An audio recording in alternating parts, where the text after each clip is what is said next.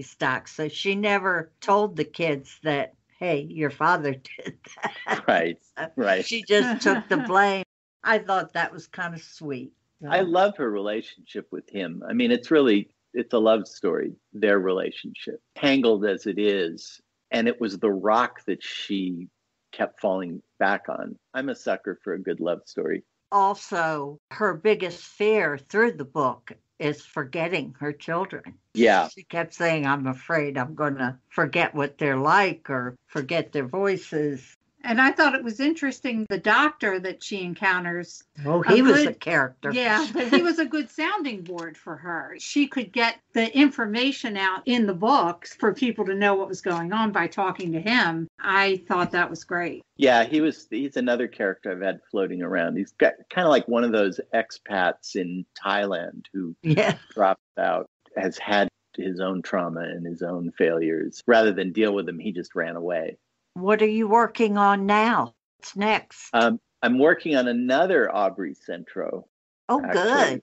I was in the middle of writing a completely different story, a historical thing. Amazon asked if I had a sequel. Of course, I had to say yes. I'm toward the end of it. It's Further Adventures. It's a prequel and a sequel. It's present day, but something that happened to her in the past, a thing that I allude to in this book in Berlin, is now exploding again, is come back to haunt her. So she's not going to be on a cargo ship. So am I gathering you originally wrote this as a one-off? Because I noticed in Goodreads it says Aubrey #1. So yeah, originally I've never done a series. I never set out to, because who knows? I mean, I would feel really disappointed if I had a series planned and then the first book didn't sell and you couldn't write any other ones. When I worked on Bosch, and I've done some adaptations of series, I worry that if you're not careful, as a writer, you start to get weary of your own character and you fall back into patterns. And you just do Arthur Doyle. Yeah, you do the same story over and over again. And I was a little bit worried about that. I think this is going to work. I'm able to expand Jenny a lot, and I'm able to take Aubrey into other places, deal with another part of her past. And it's a much different kind of thriller. It doesn't have the motor of Pirates Attack. It's the same exploration of memory, how your past affects your present. This one, I wanted to do more about her relationship with her daughter and how she's trying to repair it. Is the daughter going to be more aware of what her mother's job is? Yeah. Given up on the insurance company. I'm assuming that after the end of Water Memory and at the end of Water Memory, she comes clean with them and starts to tell them what's going on over time. And then the new book picks up maybe 2 years later or a year and a half later. Now they're aware of what she did, and she's not doing it anymore. She's retired. Is she still in Texas? Eastern New Mexico. Oh, okay. She didn't get very far from the... Because I liked how the book ended. It was a very strong ending for me. Oh, thank you. Yeah, I like taking her back. I thought that was important for her to go back to where she was from and where her mother was from. It was a lot of closure, and she's not very far from there in this version. She's just moved a little bit west. Can you give our listeners your website so that they can find you and your books? It is danielpyne.com. Pyne. Pyne.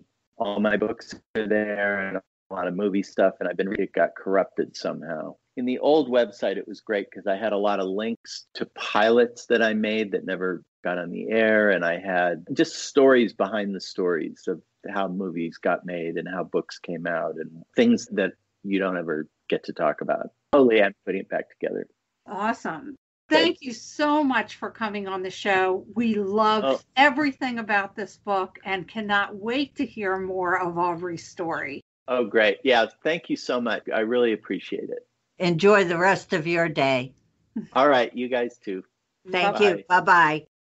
I really hope you pick up Water Memory. You will not be disappointed. This book explores grief, motherhood, forgotten memories, and a kick-ass protagonist. What more can you ask for?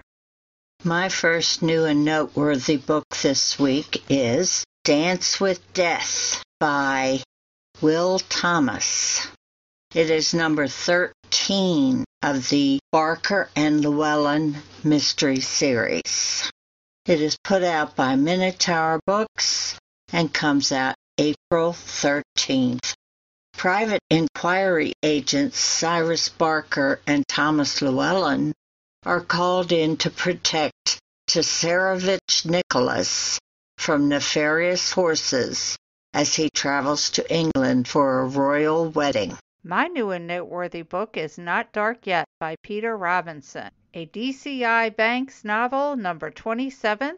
It came out March 16th by William Morrow Books. When property developer Connor Clive Lighton is found dead, Chief Inspector Alan Banks and his Yorkshire team dive into the investigation. As luck would have it, someone has installed a cache of spy cams all around the luxurious home. The team hopes that they'll find answers and the culprit among the video recordings. My second new and noteworthy book this week is One Got Away. It is number 2 in the Nikki Griffin mystery series by S.A. Lelchuk. It is put out by Flatiron Books and comes out April 13th. Nikki Griffin, a private investigator when she isn't running her small bookstore, is on a case. The matriarch of one of the wealthiest San Francisco families has been defrauded by a con man. Her furious son enlists Nikki to help find the money and the con man. Trivia! Last week's question was, which mystery author was made a yeoman of the Tower of London? A. Ian Fleming, B. Tom Clancy, C. Vince Flynn, or D. Jack Carr? The answer is B. Tom Clancy. Clancy was an honorary yeoman warder of the Tower of London and received the title Supernumerary Yeoman after being arrested for scaling its walls. This week's question is, which author was a cooking author before he wrote mysteries? A. John Grisham, B. Thomas Harris, C. Robert Ludlum, or D. Len Dighton. Good luck.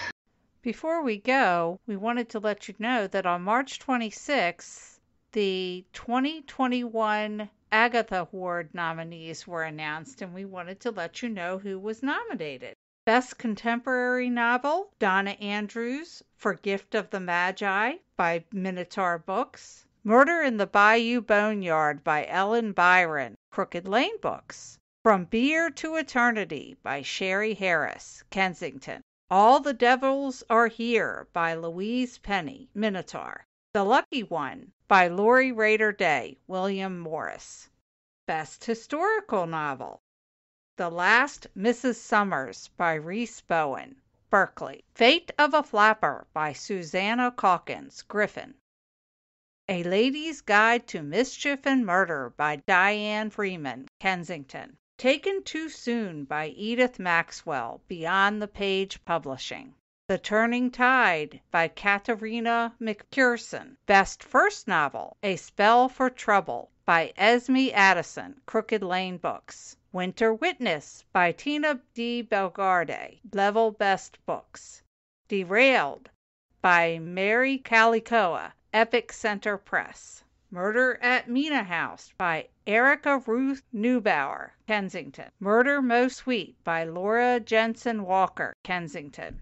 Best Short Story, Dear Emily Etiquette by Barbara Goffman, EQMM, September, October. The Red Herring at Killington Inn by Sean Riley Simmons, Masthead Best New England Crime Stories, Level Best Books. The Boy Detective and the Summer of '74 by Art Taylor, AHMM, January and February. Elysian Fields by Gabrielle Vajan, California Schemin', the 2020 Boucher Khan Anthology, Wildside Press.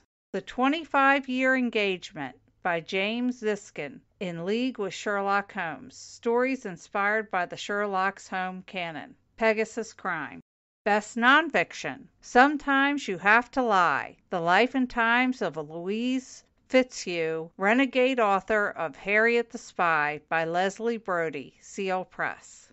American Sherlock, Murder Forensics, and the Birth of American CSI by Kate Winkler Dawson, G.M. Putnam. How Done It, a master class in crime writing by the members of the Detection Club by Martin Edward, Collins Crime Club. Phantom Lady, Hollywood producer Joan Harrison, the forgotten woman behind Hitchcock by Christina Lane, Chicago Review Press. H.R.F. Keating, A Life of Crime by Sheila Mitchell, Level Best Books.